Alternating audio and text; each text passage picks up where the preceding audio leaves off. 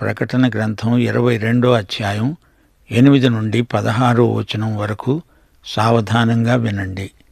యోహాను అనే నేను ఈ సంగతులను విన్నవాడను, చూచినవాడను.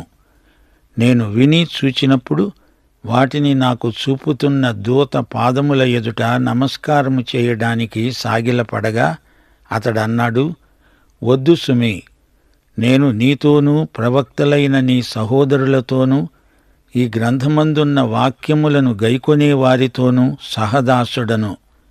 దేవునికే నమస్కారము చెయ్యి. మరియు అతడు నాతో అన్నాడు, ఈ గ్రంథమందున్న ప్రవచన వాక్యములకు ముద్ర వేయవద్దు. కాలము సమీపమై ఉన్నది. అన్యాయము చేసేవాడు ఇంకనూ అన్యాయమే చెయ్యనియ్యి. అపవిత్రుడైన వాడు ఇంకనూ అపవిత్రుడుగానే ఉండనియ్యి. నీతిమంతుడు ఇంకా నీతిమంతుడుగానే ఉండనియ్యి. పరిశుద్ధుడు ఇంకనూ పరిశుద్ధుడుగానే ఉండనియ్యి. ఇదిగో త్వరగా వస్తున్నాను. వాని క్రియ చొప్పున ప్రతివానికి ఇవ్వటానికి నేను సిద్ధపరచిన జీతము నా వద్ద ఉన్నది. నేను అల్ఫాను, ఒమేగాను, మొదటివాడను, కడపటివాడను, ఆది అంతము అయి ఉన్నాను. జీవవృక్షమునకు హక్కుగలవారై గుమ్మముల గుండా ప్రవేశించున్నట్లు తమ వస్త్రములను ఉతుక్కునేవారు ధన్యులు. కుక్కలు, మాంత్రికులు, వ్యభిచారులు, నరహంతకులు, విగ్రహారాధికులు, అబద్ధమును ప్రేమించి జరిగించే ప్రతివాడు వెలపట ఉంటారు. సంఘముల కోసరము ఈ సంగతులను గూర్చి మీకు సాక్ష్యమివ్వడానికి యేసు అనే నేను నా దూతను పంపాను. నేను దావీదు వేరు చిగురును, సంతానమును, ప్రకాశమానమైన వేకువ చుక్కను. ప్రియ శ్రోతలు వింటున్నారా? ఇదిగో నేను త్వరగా వస్తున్నాను అంటున్నాడు యేసు ప్రభు. 3 సార్లు ఇదే మాట అన్నాడు ప్రభు. ఆయన శీఘ్రముగా వస్తాను అంటూ 12వ వచనంలో 20వ వచనంలో కూడా అన్నాడు. ఆయన ఆలస్యం చేయకుండా వెంటనే వస్తాను అంటున్నాడు. 7 సంవత్సరాలలో చివరి 3.5 సంవత్సరాల మహాశ్రమల కాల వ్యవధిలో ప్రభువు త్వరగా వస్తాను అంటున్నాడు. కాలము సమీపమై ఉన్నది. ఈ గ్రంథమందలి ప్రవచన వాక్యములకు ముద్ర వేయవద్దు అంటున్నాడు ప్రభువు. దేవుని వాక్యం మీద యేసు ప్రభువు స్వంత ముద్ర ఉంది. ఈ గ్రంథమందలి ప్రవచన వాక్యములు గైకొనేవాడు ధన్యుడు. ఈ మాటలను ఎవరూ తమకిష్టము వచ్చినట్లు వాడకూడదు, అర్థం చెప్పకూడదు. వాటి అసలు అర్థాన్ని దాచిపెట్టి దానికి ఆధ్యాత్మిక భాష్యం మాత్రమే చెప్పి వదిలేయకూడదు. ప్రభువు వాస్తవాన్ని గురించి, సత్యాన్ని గురించి ఇక్కడ మాట్లాడుతున్నాడు. ఈ గ్రంథారంభంలో ఇదే మాట చెప్పబడింది. ఈ వాక్యములను గైకొనేవాడు ధన్యుడు, ఆశీర్వదించబడినవాడు. ఈ గ్రంథం ముగింపులో కూడా ప్రభువు ఈ గ్రంథ సత్యములను గైకొనే వారిని దీవిస్తున్నాడు. ఇది శరీరానుసారుల కాలక్షేపానికి ఉద్దేశించబడిన గ్రంథం కాదు. ఆత్మ సంబంధులు జీవించే గ్రంథం, జీవగ్రంథం. ఇదంతా దూత చూపుతూ ఉంటే యోహాను చూస్తున్నాడు. అప్పుడు దూత పాదాలకు మొక్కటానికి యోహాను ప్రయత్నం చేశాడు. దూత యోహానును వారిస్తూ అలా చేయకూడదు అని చెప్పాడు. దేవునికి నమస్కారం చేయాలి గాని నాకు కాదు. నేను నీ సహదాసుణ్ణి. నీతో, నీ సహోదరులతో, ప్రవక్తలతో పాటు నేను నీ సహదాసుణ్ణి అంటున్నాడు దూత. ఈ గ్రంథములో యోహాను ఎన్నో మాటలు విన్నాడు, ఎన్నో సన్నివేశాలు చూచాడు. దూత చూపాడు. దూత ఎంత నిగర్విగా మాట్లాడాడో విన్నారా? దేవదూతలు మానవుల కంటే అధికులే అయినా ఈ దూత నేను నీ సహదాసుణ్ణి మాత్రమే అని యోహానుతో చెబుతున్నాడు.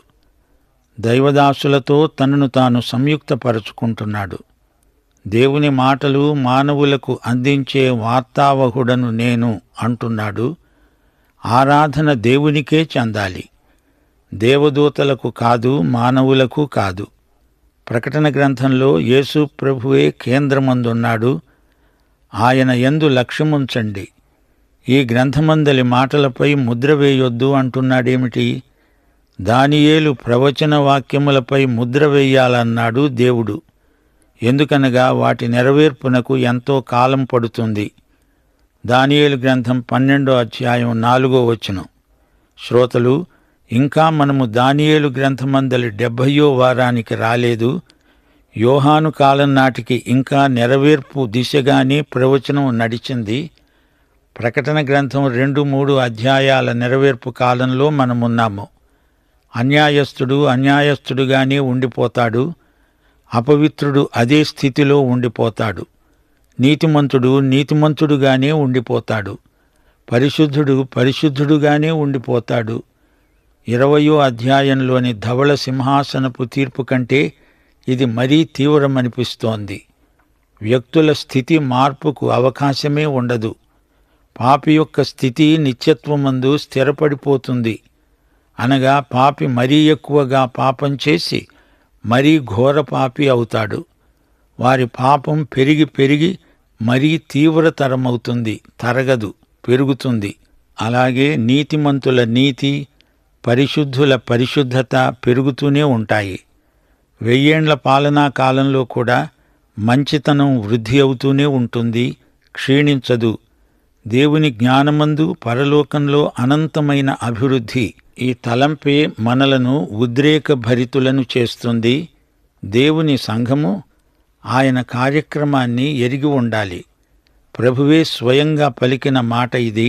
ఇదిగో నేను త్వరగా వస్తున్నాను.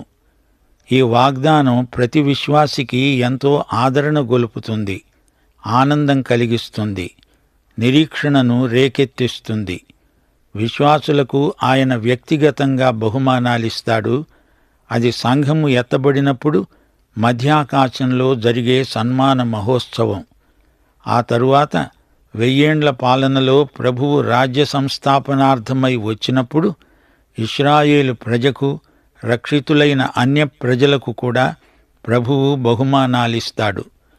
పౌలు ఫిలిప్పీ పత్రిక 3వ అధ్యాయం 10-14 వరకు అంటున్నాడు, ఏ విధము చేతనైనను మృతులలో నుండి నాకు పునరుత్థానము కలుగవలెనని ఆయన మరణ విషయములో సమానానుభవము కలవాడనై ఆయనను ఆయన పునరుత్థాన బలమును ఎరుగు నిమిత్తము ఆయన శ్రమలలో పాలివాడనవటము ఎట్టిదో ఎరుగు నిమిత్తము సమస్తమును నష్టపరుచుకొని వాటిని పెంటతో సమానముగా ఎంచుకుంటున్నాను.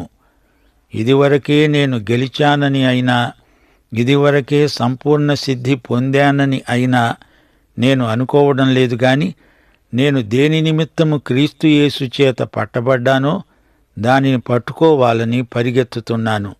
సహోదరులారా, నేనిదివరకే పట్టుకొని ఉన్నానని తలంచుకొనను. అయితే ఒకటి చేస్తున్నాను, వెనక ఉన్నవి మరచి ముందున్న వాటి కొరకై వేగిరపడుతూ క్రీస్తు యేసునందు దేవుని ఉన్నత పిలుపునకు కలిగే బహుమానమును పొందాలని గురి వద్దకే పరిగెత్తుతున్నాను. యేసు ప్రభువు తన దేవత్వమును మరోసారి పునరుద్ఘాటిస్తున్నాడు. నేనే అల్ఫాను ఒమేగాను, ఆది అంతము, మొదటివాడను కడపటివాడను.